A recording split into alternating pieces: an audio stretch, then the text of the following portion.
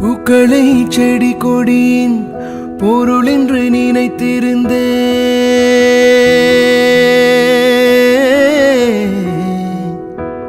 பூக்களை செடி கொடியின் பொருள் என்று நினைத்திருந்தேன். பூவே உன்னை பார்த்த பின்னே பூக்களின் மொழி அறிந்தேன். தீப்பந்தம் போன்றவன் நான் தீபம் என்று ஆகிவிட்டேன். புயலுக்கு பிறந்தவன் நான் தென்றல் என்று மாறிவிட்டேன். கருங்கல்லை போன்றவன் நான் கற்பூரமாகிவிட்டேன்.